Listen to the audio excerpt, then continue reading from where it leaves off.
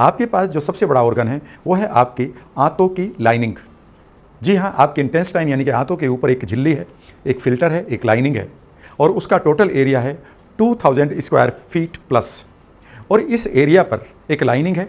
जो लाइनिंग हमेशा एक काम आपके लिए करती है कि एक तरफ टॉक्सिन्स हैं, एक तरफ आपकी रखी हुई बारूद है और दूसरी तरफ इस लाइनिंग के आपका सबसे इम्पोर्टेंट पार्ट है बॉडी का और आपके जीवन का, वो है आपका ब्लड, आपका रक्त प्रवाह। और इस झिल्ली का, इस फिल्टर का या फिर इस लाइनिंग का काम ये है कि जो भी आप खाते हैं या पीते हैं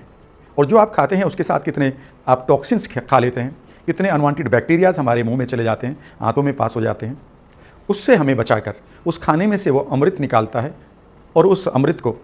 उस हमारे न्यूट्रिएंट को ये लाइनिंग अलाउ करती है कि ये ब्लड में हमारे खूबसूरत इन न्यूट्रिएंट को, फाइटो न्यूट्रिएंट को, इन कंपाउंड्स को हमारे लिए भेजे और साथ ही ये काम करे कि वो जो टॉक्सिन्स हैं वो हमारे ब्लड स्ट्रीम में ना जाएं।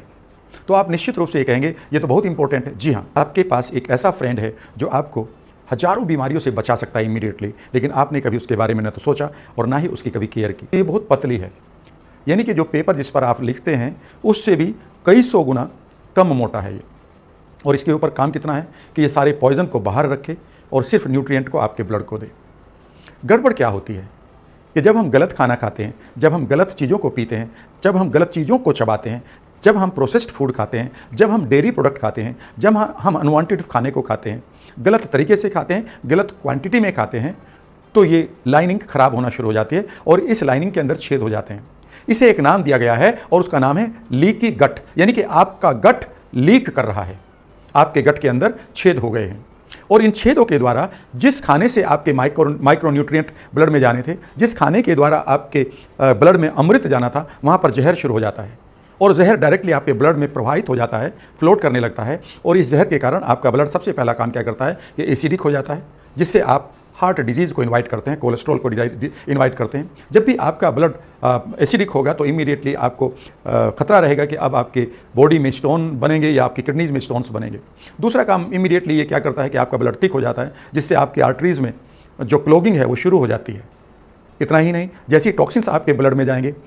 तो आपके ब्लड के अंदर जो आपके डिफेंस मैकेनिज्म है, जिसको आप WBC कहते हैं, जिसको आप इम्यून सिस्टम कहते हैं, वो इमीडिएटली बिना मतलब रिएक्ट करेंगे या वो सरेंडर कर जाएंगे। रिएक्ट करेंगे तो आप एलर्जिक पेशेंट होंगे, आपको डिफरेंट तरह की एलर्जी होगी और अगर ये सरेंडर कर गए तो बहुत सारी बीमारियाँ आएंगी, वायरल फीवर से लेकर कैंसर तक। इतना ही नहीं, यहीं से ऑटो इम्यून डिजीज़ भी शुरू होगी जब आपका इम्यून सिस्टम ओवर रिएक्ट करेगा बार बार इन टॉक्सिन्स की वजह से और आप कभी एलोपीसिया के शिकार हो जाएंगे, तो कभी सोराइसिस के, कभी थायराइड आपको आएगा, तो कभी पैरों में दर्द, यानी कि जिसको हम अर्थराइटिस कहते हैं। कहने का अर्थ है फ्रेंड्स कि आपने एक छोटी सी गलती से अपने लिए पूरी तरह से अपने ब्लड स्ट्रीम में एक नर्क पैदा कर लिया है।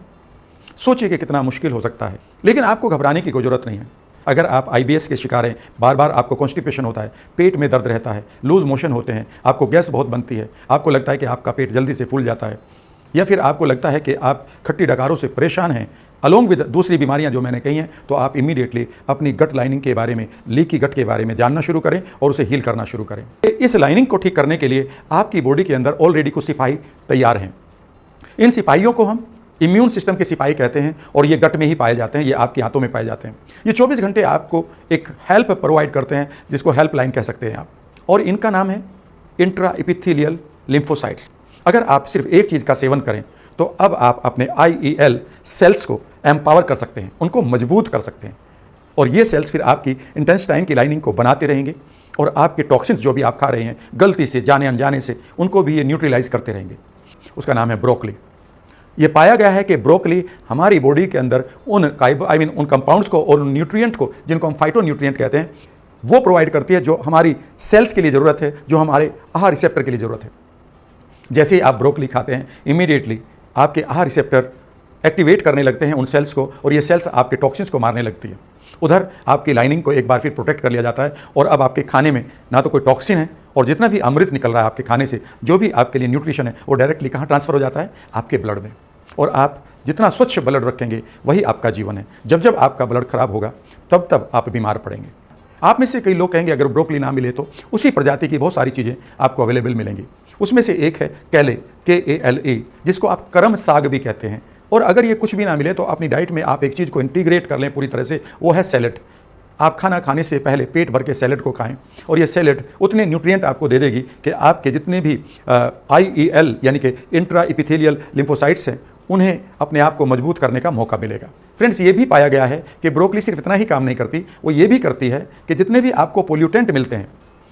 पोल्यूटेंट कौन से, आप गाड़ी चलाते हैं, बहुत सारे आपको धुएं का प्रदूषण मिलता है, हवा का प्रदूषण मिलता है, स्मोक का प्रदूषण मिलता है, लोग स्मोक करते हैं, आप पैसिवली उसको लेते हैं। जितने भी पोल्यूटेंट हैं जो आपकी बॉडी में जा रहे हैं, इनको भी न्यूट्रलाइज करने के लिए वो कंपाउंड काफ़ी हैं जो आपको ब्रोकली से मिलते हैं।